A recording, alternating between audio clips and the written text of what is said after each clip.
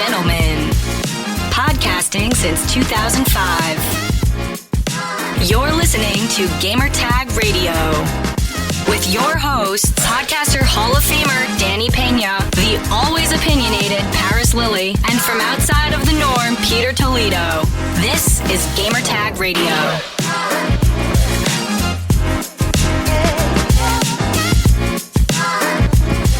All right, welcome to Gamertag Radio, episode 1309. This is your host, Danny Peña, and also joining me on this episode is Paris Lilly. What's up, Paris? Hey, good morning. How you doing? A couple technical difficulties, but we're back. Yeah, people were saying I sound like a robot. I just think you sound like an a-hole, but that's just wow. Wow. Jeez. My God, gotta be nice, bro. It's not cool, man. But Paris, we got to talk about, man. I'm waiting for a couple of games coming up this month. So we have Lords of the Fallen. Forgot about that one. There's Alan Wake 2, Super Mario Brothers Wonder, Sonic Superstars. Is there anything else I'm missing? Well, we already have Spider-Man. We already got that, but yep, Spider-Man 2, City Skylines 2. City Skylines, that's another one. There's something else. And I was like, oh, the Metal Gear collection. Oh, I'm not a Metal Gear guy, so I'm kind of like... You just said what's coming. See, this is what he does. Like, you start naming games. I didn't say it was for me. I'm just letting you know it's coming. All right. I'm just saying it's not for me. Because guess what, Danny? It's for somebody. I know, it is for somebody, but not for me. So be nice. I am very nice. I'm just having a conversation. I'm just letting you know that I'm not into it. So, yeah. It's all good. Everyone, it's been 18 years. Just look, man. You see all this gray hair? You see all this gray hair? Blame Paris. The stress, man. Every year, especially during like summer, because the Summer Game Fest or E3, the stress level is high. Shout out to Paris. All right, everyone. Head over to gamertagradio.com. Listen to our past episodes. Also, you can find us on any podcast app. All you have to do is just search for Gamertag Radio. We're there.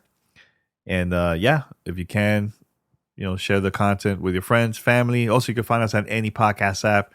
Search for Gamertag Radio and subscribe, follow us, post a review. Also, be part of our poll. You want to hear the poll from last week, the results, Paris? You want to hear that one? No? Okay, I'm still going to read it to you. All right. So last week it was a pretty good conversation that we were having about digital games and physical games. So I was like, you know what? I think this is a great question for our fans. Do you prefer physical copies or digital games? 64.7% says digital. 35.3% says physical. It should be higher. So it should be higher, but it's declining. Because I has asked the same exact question on Twitter, bro. It was like 4 days straight of people just replying, and it looked like it was more digital than physical.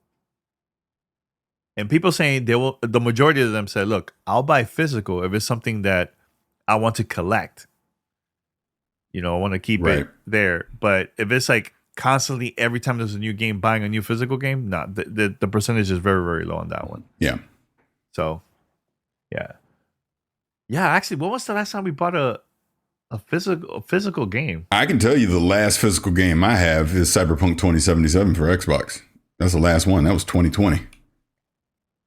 You know what? I just remember mine's. I bought, but this is a collector's edition. I just bought Tetris Effect Connected. It's like a collector edition, and it's like somewhere in the back here, but it's pretty big, and it comes with one physical game and a bunch of other cool stuff. But that was the last one that I got. That was recent. So, all right. So, based on the conversation today, we're also gonna have a new poll. So make sure to go to Spotify if you're there, and be part of our conversation there too, man. So also, if you'd like to be part of our family discussion, here's how you could contact us. Send us your feedback or questions. Give us a call at 786-273-7GTR. Email us at fanmail@gamertagradio.com or leave a message on speakpipe.com/gamertagradio. All right, so here's the thing. We have two games we're going to be talking about today that we've been playing, and this is a review. But it's a very interesting conversation because, one, we're going to start with Assassin's Creed Mirage. You okay with that, Paris? Yeah, that's fine. Yeah? Okay. So, I love Assassin's Creed. I love the previous games. I feel like those games were really way too long for me. Because they added these RPG elements in the game that was just too much for me. It was just too long. And the grind, it was hard for you just to level up.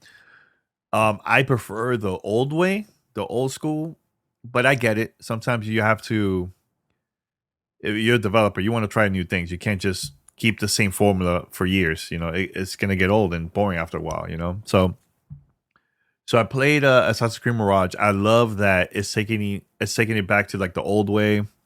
And of course it has like the skills elements in there too. You could upgrade your character and everything. But plus the game, I believe, is like, it's not that long compared to the previous ones. I think this is like a good, maybe 15 hours, 14 hours, something like that. Some people said 10, but the story wasn't for me. I don't know what, I don't know, maybe I just found it boring or what. I just love the location, back to Baghdad. Awesome, looks great location. But the story didn't hit me as previous games, Assassin's Creed. And I wonder if you felt the same. I think this is a decent game, not a bad game. And that's it for now. And based on the conversation, I'll continue. But yeah, it was meh for me. Yeah, I mean, I thought it was just okay. I mean, it was decent. You know, it's a good game. It's not bad by any means. The story, excuse me, to kind of give the backstory on this, the story is lackluster because this was supposed to be basically a DLC or an expansion to Valhalla. So this is why the story isn't really advancing anything. This is why the experience is so short, because this started off as DLC and then they kind of expanded it out into a full game. I'd like to return to classic Assassin's Creed versus, because I think this is the way I look at it. By the time we got to Syndicate, the classic way of doing Assassin's Creed, because they were doing it too much, it was like coming out every freaking year, it seemed like. So it was just like, okay, we need a break from this. So then you take a break from it. You go to the open world RPG style of Origins, Odyssey, which I really enjoyed Odyssey. But then when we got to Valhalla, it was like, bro, it was too much. I was like, now I'm getting burnt down on that. Now let's do something different again. So this was a nice change of pace. I would hope moving forward, like, I think if someone jumps into Mirage, this is the first Assassin's Creed experience, they're going to really enjoy it. They're going to love the assassinations, the stealth, everything that comes with that. I think moving forward, yeah, let's do, because I know Assassin's Creed Red is coming. Let's kind of mix it up. Go back and forth. Let's do an open world RPG style Assassin's Creed, but then let's have the classic traditional style that we have with something like Mirage as well. That way it doesn't become stale. That way it doesn't become so bloated and overblown. Clearly Ubisoft is not going to stop making Assassin's Creed's game, but I think moving forward, kind of balance between the two would be the preferred way. But like I said, Mirage is decent. It's a good game. Again, because it's a shorter experience, you won't be upset with your time with it. But I would say with all the other games that are out right now, it's definitely not going to be my first choice to run out and go play. If you're hardcore into Assassin's Creed, especially traditional Assassin's Creed, it'll be worth your time. Yeah, and I was going to ask you, do you think because of the amount of games that we played this year, and a lot of them are really, really good, you think that affected the... Yes, 100%. The game? Yeah. 100%. And it's just the unfortunate thing of 2023. There's so many other things that are trying to grab your attention right now that if this, let's put it this way, if this would have come out last year, I think it would have been more highly received, in my opinion. And again, the reviews aren't terrible. It's just okay. Whereas last year, I think this would have leaned more towards go play it experience. This is a game that you want to go to, because there just wasn't as much out last year as there is compared to this year, where there's just so many like legitimate game of the year contending games that are out right now that I don't want to say not waste my time with this, but I'm going to say, why am I wasting my time with this when I should be go playing this other game? You know what I mean? That's kind of where we are this year. I mean, the feedback that I've seen from people that been waiting for this game for a while, they're excited. Like, people are loving it. You know, I felt like it was just an Assassin's Creed game. Like, it wasn't anything new to me besides going back to the basics. Back to like the old way. And also the location is really, really dope. Like I said, I just wish that. Okay, let me ask you this: do you think by having maybe a new engine, do you think that's going to help? Do you think it's more of trying out new stuff? Or, because here's the thing, doing the one like from like the previous games, like, it was just too long, the grind was too much, and a lot of people stopped playing after a while because the game was just too long, right? But then you have others that will say, wait a minute, but Mirage is maybe 10 to 15 hours. Isn't that too short? But here's the thing. I don't mind short games as long as the experience is pretty good, the story is good, and I have a great time. I'm okay with it. You don't have to have a 60-hour game to make something good, because it's not about how long it is. It's about the experience overall for me. And I just didn't get that. Even with the short experience with Assassin's Creed, I didn't get that at all. And I was excited because I thought it was going to be something new. This is like what the isn't it the 20-something anniversary of Assassin's Creed or something like that? They're celebrating, or is it more? 07 it was 07 was the first one, so 2027 will be 20 years. 2027, yeah, but it's almost there. I know they're celebrating. They're making a lot of like games. I know you mentioned Red. There are also the mobile games and other stuff. So I don't know. I think is one of the biggest games for Ubisoft, of course. So I don't see the company stopping making Assassin's Creed games, but I think it needs something new to get me back into it. Here's what I think. I think Mirage is a stopgap to kill time to get to Red and the rest of the stuff that they're planning. So they didn't want too big of a gap of not having Assassin's Creed in the conversation. So this is why you got Mirage, to kind of kill time, get something out that is still Assassin's Creed, that is a decent Assassin's Creed experience, so they can get to Red. That's what I think. Because Red's probably what, 2025, something like that, right? It won't be next year. So they didn't want too big of a, because Valhalla was 2020. They didn't want to go 5 years without Assassin's Creed. That's what I think is happening here with Mirage. And again, it's not bad. It's just not this, oh my God, game changing. We've never seen Assassin's Creed this way experience. It's just kind of getting back to basics. And like I said, if this is someone's first time in Assassin's Creed, it's enjoyable. And, and it's just as simple as that. Question: do you like to see a first-person Assassin's Creed? Do you think that will make sense for a game like that? I don't think so. No, I think it needs to stay third-person, because I think the sneaking up part, and you see the animations with the stealth and the assassinations is part of the appeal to it. So no, I don't think a first-person view would work in this scenario.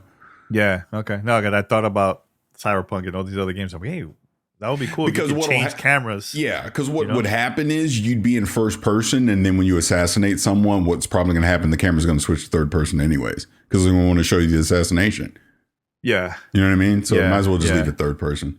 Plus the parkour and all, because what is it? Dying Light 2 does the parkour, like you can do it in first person. It's not for me. I like it. I'm like, I'd rather it be third person, but that's just me. All right.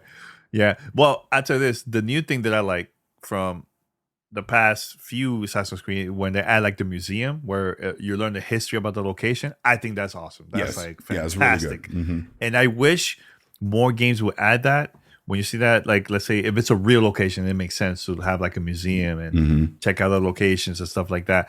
You know what I'm saying? So I think that's really, really cool. Really, really cool. I think the one that I used the most was it Origins? Was it Origins that started? I was going to say Origins is Egypt is the best one in my opinion. That was Odyssey was decent with Greek mythology and everything, but I love Origins the most when it came to that. Yeah. Anything else, Paris, about Assassin's Creed? Mirage? No. I think that's it. Yeah, and look, usually when we do reviews, we don't like talking about the story because I want people to just play themselves and just enjoy it. No spoilers, that type of thing. Has always been our style. So, and we're gonna do the same when we review Spider-Man. We're not gonna say anything. It's just strictly our experiences. Well, this next game, I'm gonna go 100% spoilers on the story. Are you for real? Yes. The one we're about to talk about right now, 100% spoilers. 100% spoilers. Yeah, you know what? Spoilers. Let's go. Yeah. Let's talk about Forza Motorsport. Here's a spoiler: you get in a car and you're racing around the track. And there's a lot of curves. Yeah. I was like, wait, Paris spoilers Spider-Man? What are you talking about? That's a good one. Yeah. All right. First thing. Before we even talk about the game, Paris, I need to know the experience you have in Las Vegas because I was a little hurt. I was hurt about that. Wait, is it here? Crap! I'd have to run out the room. I got my helmet. They sent me my helmet, so I have the racing helmet. I got the helmet and I got the jacket and the gloves. Because they mailed it to us, so we didn't have to take it on the plane. It's not in the room. I have it in the other room. Yeah. But, so how was that? It was an amazing experience. Shout out to Turn 10 and Xbox for inviting me out to Las Vegas. I was out there for 3 days, and we got to go out on the racetrack, and we raced a Cadillac V.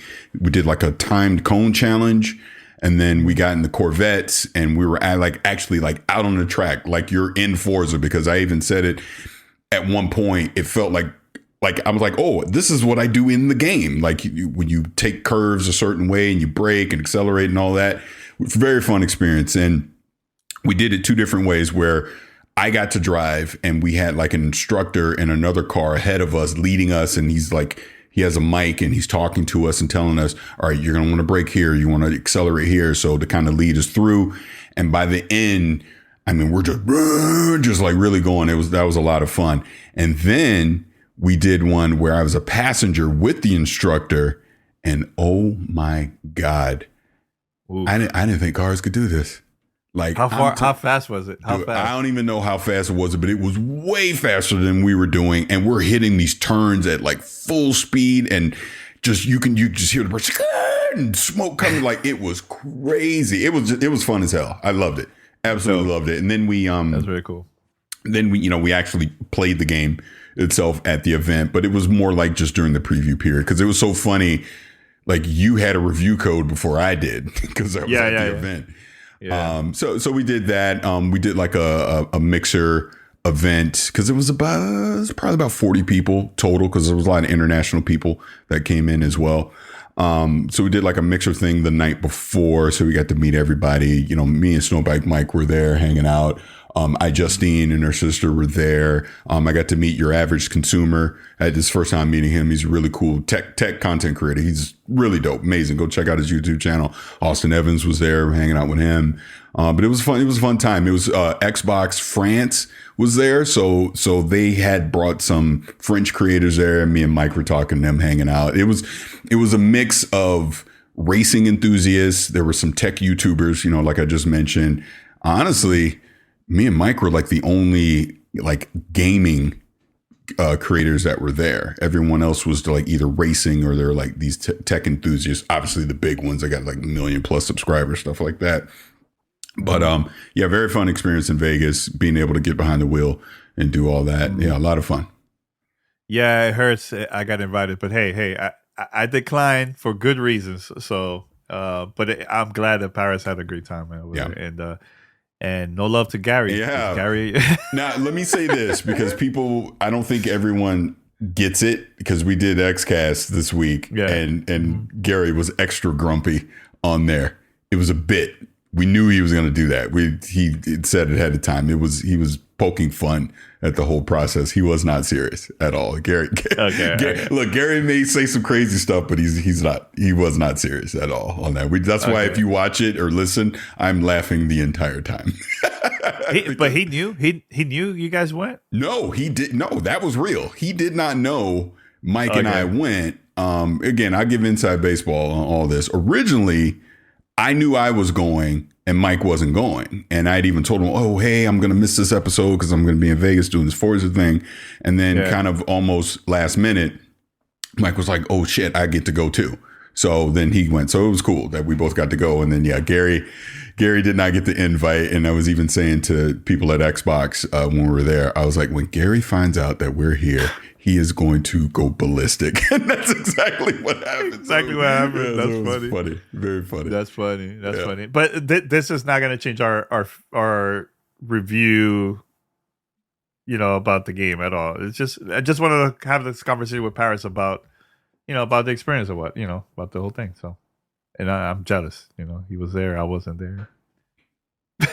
It's all good. But I'm dying to see the helmet. Have you taken a picture of it? Yeah, there's pictures online.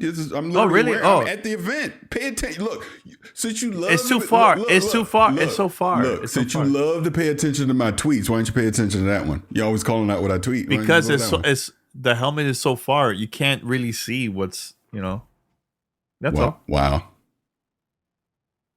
Or get a better camera, one of the two, taking pictures. Yeah. I can run out the door and go get it right now. See, get a professional photographer like us, man. Paris, that's what you need to get. Or you could have just went to the event. You'd have your own helmet. How about that? Well, I couldn't go. Yeah, I had to decline. Yeah, I had to take care of my wife. I just saw what your wife. I had to take care of my wife. We're having a baby. Not gonna leave her. Wow, yo. Paris is mean. No, but honestly, Paris. Let's talk about Forza Motorsport. Mm-hmm. So we played there's like a demo that people had an opportunity to play it at home, and we also got to play it in person at the museum over here in Los Angeles. It's the what's the name of the museum? The car museum, the automobile museum. It's the Peterson Auto Museum. Peterson Auto. Get it right. Come on. Hey. All right, so I had a good time. With it. I think I got into the point that I think I'm more of a fan of Forza Horizon. I like Motorsport. Don't get me wrong. Love the game. It's just not my type of style anymore because I'm more of our arcade versions, like Project Gotham. There's people that love Gran Turismo. It's not for me, that type of thing. But I know that the fans that love these type of sim car games, they're going to love Forza Motorsport. The game looks fantastic. I played it on PC and also Xbox. The PC version, because I have the ultra widescreen. Oh my God, Paris, it looks fantastic. Especially when you go into the cockpit and just first person on that one. Close up, widescreen. Ooh, it looks fantastic. Fantastic. I played it more on the PC than the console. I was trying, when we got the code early, I was trying to play the multiplayer version because I know we had that conversation with the folks at Turn 10, like how this one's going to be different than the previous games. I couldn't find anyone because this is during the time when I had the game really, really early. So I was going to wait until now. But I haven't had a chance to play multiplayer. Maybe you have. We could talk about that. But overall, I think the game is good. I like it. It's just not my type of style anymore. And I just want to hear if you feel the same about it too. No, I don't feel the same way that you do. Okay. Because I like sim racing. I'm definitely more of a Forza Motorsport fan than I am a Forza Horizon fan, and they're both great. Don't get me wrong, but I do like more of the sim experience. And we've talked about this during the preview and all this, but the way now with Forza Motorsport, this version of Forza Motorsport, which obviously, you've had previous editions that done similar things, is being able to just scale up the difficulty of what you can as far as making it a sim experience, just a complete 100% sim experience where you got the Logitech G923 wheel with the cockpit and you're sitting here with the pedals and everything's simulated, the real physics, tires, fuel, all that, weather effects, everything. Or you can scale it back and make it more of an arcade experience where you're just getting in the car and you're just racing around. So I really appreciate that about what this game is able to do. My thing is, not everybody's going to be a fan of the single player experience of the initial Builders Cup, the way that the progression works now. I like parts of it where you do feel rewarded the more that you're driving the car. You can every lap see if you're increasing, your efficiency versus the last time, timing, things like that. I'm a fan of that, but not everyone's going to like that. Now it's the car XP that's going to allow you to buy the parts to tune your car. But then I do like the fact that they can simplify the tuning experience where you just add the part in. You can compare it to the other one. Oh, this is an improvement over the other one. All right, I'm going to buy this and put it in, kind of thing, right? But not everybody's going to like that. I totally get that. Where Forza Motorsport shines is in the multiplayer, 100%. I mean, being able to jump in real multiplayer matches, and now that I think early access is out now. So early access, and obviously the full release will be out next week. It's going to be even better. It's a mix of obviously real people that you're racing against and the driver avatars. I know there's been some complaints about the avatars, the AI, not being as good as they were expecting to be. But even that in the single player experience, you can kind of scale the way the driver avatars work. But in the multiplayer, you don't get that option. I think as more people start playing, basically, because it is AI, it is machine learning, as the driver avatars start to learn more patterns and things, you're going to see them be a little more competitive as well. 24 people can get in a multiplayer match. Past Forzas, where especially when you're doing the AI stuff, it just felt like bumper cars. This is feeling more like a true racing experience when it comes to that. I love racing at night with weather on. And I think, God, who was it? Because Aaron Greenberg had tweeted someone that posted a video showing them racing at night with full heavy rain going. So good from a visual standpoint. It looks really good. Like yourself, I've played primarily on PC. I did play a little bit on the Series X and just a tiny bit on the S just to check it out. But I've really not enough to give a true, opinion on the S. But from everything I've heard, it's perfectly fine. But yeah, clearly on PC, visuals are fantastic. Just playing, above 60 frames. Obviously, the ray tracing, just everything that you can do on PC looks fantastic. Playing on a 4090, but the Series X is fine. Of course, you see certain people online that try to have blurry photos and make comparisons. Like, why even compare this to Gran Turismo? It's pointless at this. Yeah. Gran Turismo 7 came out well over a year ago. Yes, I get they're racing, but they're on different platforms. They both look good, in my opinion. I don't know why people have to try and compare visuals of the games. They're just simply doing different things.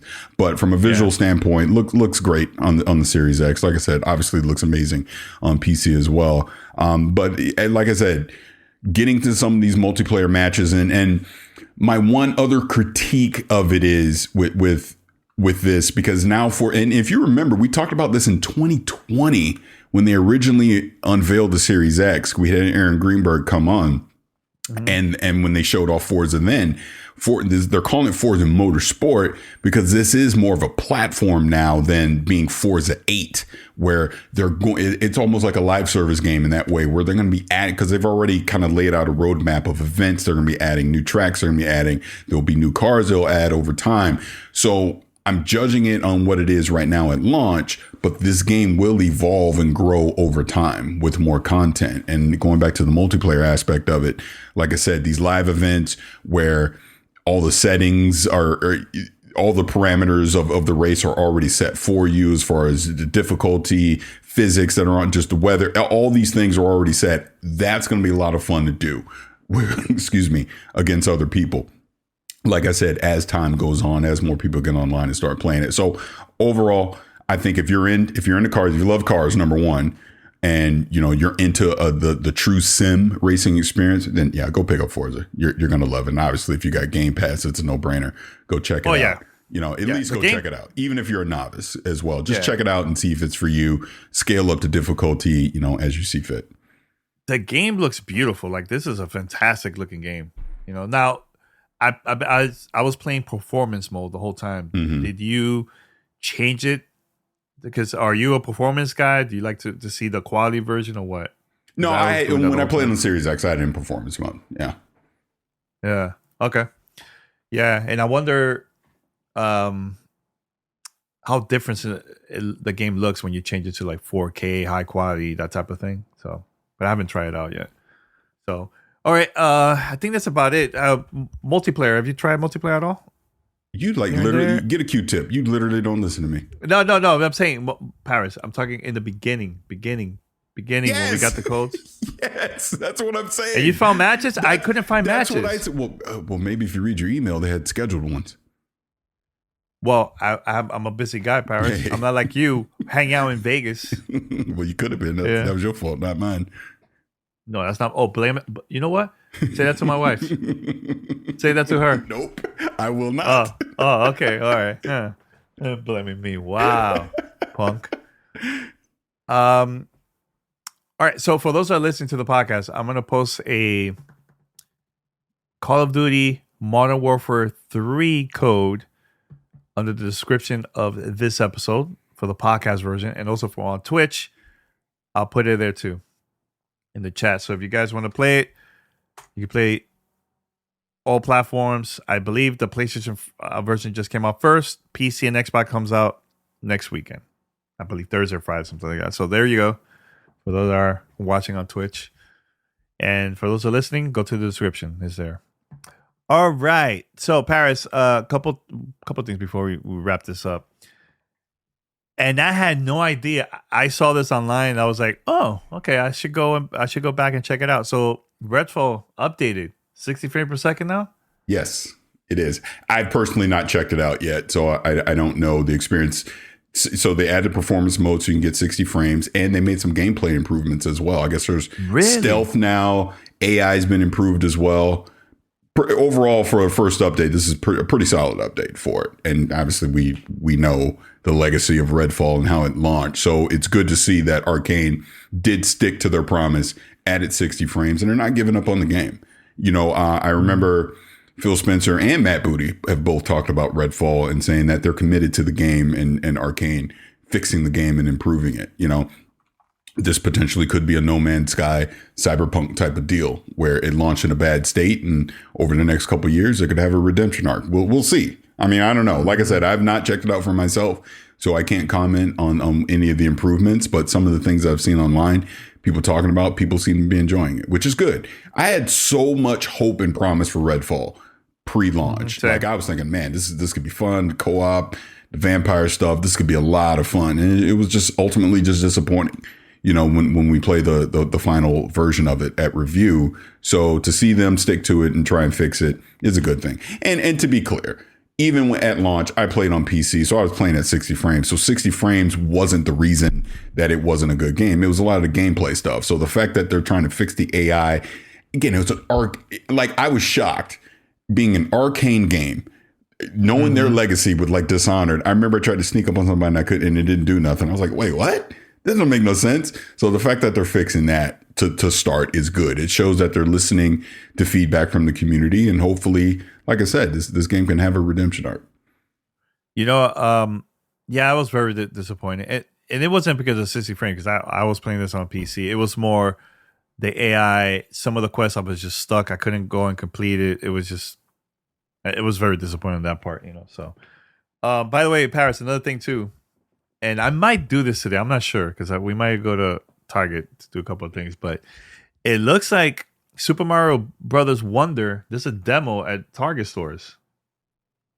Yes, I heard that. I did hear that. Yeah, that's cool. I might have to go peep that myself. Yeah, so it's actually Target, Walmart, and GameStop. Yeah, so I'm excited for this game, man. This looks a very different Mario Brothers game. And I know there was like a preview coverage that came out a couple of days ago too of people that already played the game. They got invited to go to Nintendo in Seattle to get some hands on. So I'm very excited for this one, man. It's just a couple of days away, man. Actually, 12 days away. And we'll get to see this game, man. So are you planning to get it day one? Are you gonna wait for reviews or what? Dude, I don't need no freaking review. It looks good. Yes. It looks good. Oh man, that game looks dope. I can't wait. Can't wait, man. So yeah, so this is the first 2D Mario game since Super Mario Brothers U in 2012. It's been a while. But you know what I would like to see? If they could bring back Galaxy. Hopefully in the next... Well, what do you think? What do you think you're about to get this time next year? That's exactly what you're about to get. Yeah, that's not Galaxy, though. You don't know... Oh, my God. Okay. That's not Galaxy, but... Go ahead. Go ahead. Everything bothers you. I can't even sneeze and he gets mad about it. Never mind. You freaking negative Nancy. Whatever. Believe what you want. Look, somebody in the chat said, Hayes the King, Wonder is going to be bigger than Spider-Man 2. I don't know, man. The both games are going to sell a lot. Spider-Man. You know what? What? If he's talking sales, I can believe that. Sales? I actually can believe that. There is more Switch. There's more Switches, number one, and it's freaking Mario. It's a 2D Mario. I can see that game outselling. I mean, because and Nintendo Mario games typically have a long tail anyway. I mean, look at Mario Kart. That's a cash cow. It just keeps selling. So actually, I believe it. Yeah, I think that very well could happen. But being serious for a second, what I meant by the Galaxy thing is we're getting a 3D Mario at launch for Switch 2. Oh, yeah. And when I think Galaxy, like even though Odyssey isn't Galaxy, it's called Galaxy, it's basically a spiritual successor to Galaxy. And I think whatever this is going to be will be in that same vein. You know what I mean? So that's how I'm looking at it when I say we are kind of getting like a Galaxy next year for whatever the Switch 2 launch is. Yeah. No, I agreed. I wonder if we're going to get to hear about the new console very soon. Is it possible during the Game Awards? I mean, I really doubt that, but you never know. Yeah, I got a feeling Nintendo waits until 2024. I can see this being late January, February, getting a reveal, and then saying, oh, it'll be out September or whenever they decide to put it out. I'm going to lean towards that. Keeley getting a Switch reveal. I don't see it. No. Nintendo doesn't really depend on an event to reveal something. Like they could just release a video on YouTube and that's it. That's what they have to do. By the way, I'm gonna make everybody on the podcast and the chat mad right now. When we end this, I got to tell you something offline because I do know about something that's going to get revealed at the Game Awards. I'll tell you offline. Wow. Just like that? Yep.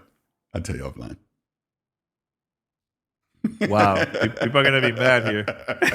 People are going to be mad.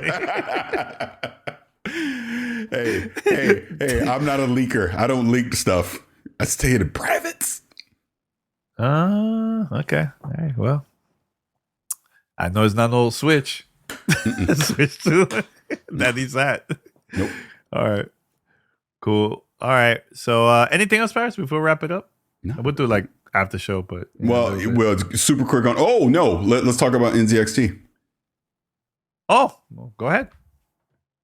So, I was fortunate enough. NZXT reached out and we partnered with NZXT, and they wanted to make sure that I had the best PC on the market for gaming and content creation. So they sent over their Player 3 Prime PC, which is an absolute monster. I will just off the top of my head run down the specs right now. People can go on my social media. I've already posted pics and a video, but it's an Intel i9 13900. The GPU is an RTX 4090. It has 64 gigabytes of DDR5 RAM.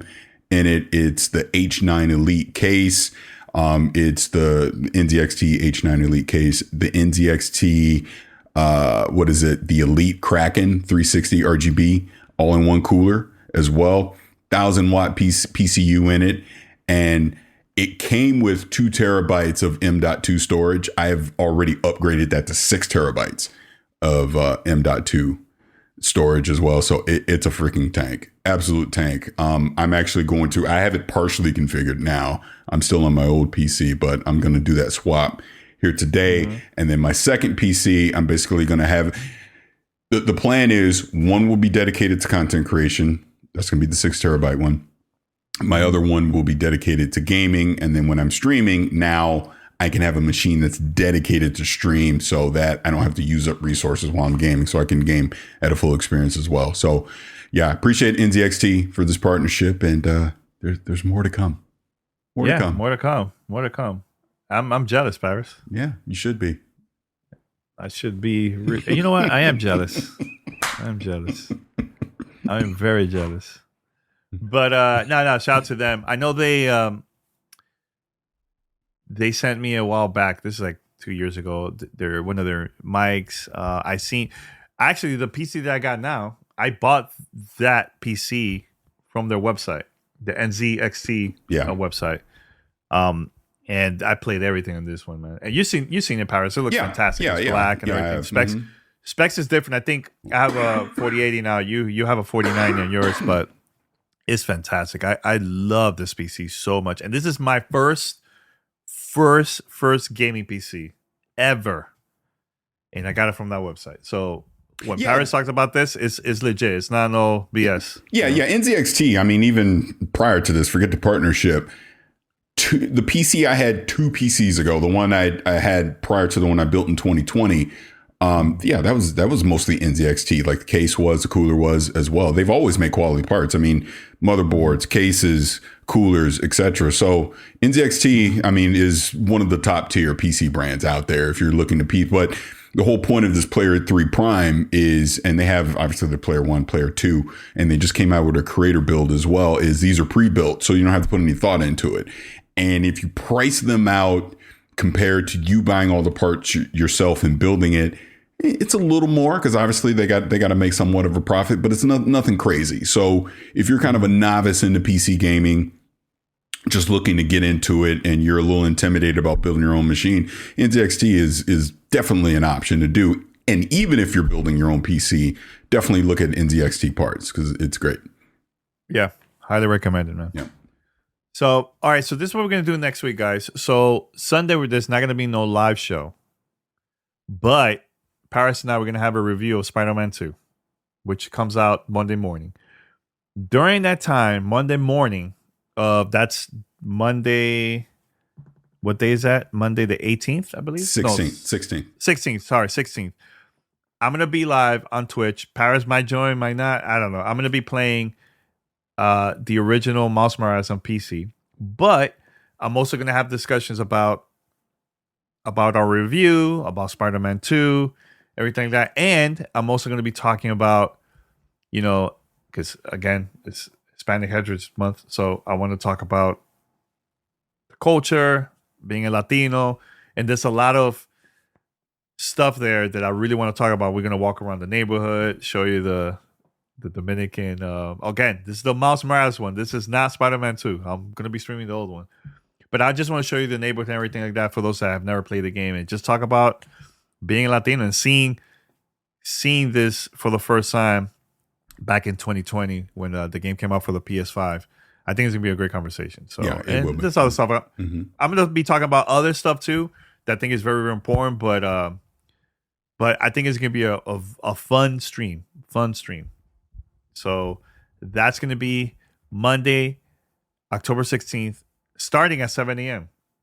By the time our review comes out, I also will be live playing and all that stuff. So yeah. Anything else, Paris, from there? That? No, I think that's it. Yeah, it's Game of the Year stuff coming up. Like it's almost ending. There's going to be a great discussion. Like, what is going to be the Game of the Year? It's going to be hard this year. I think this is the hardest year out of all years that we've been doing this.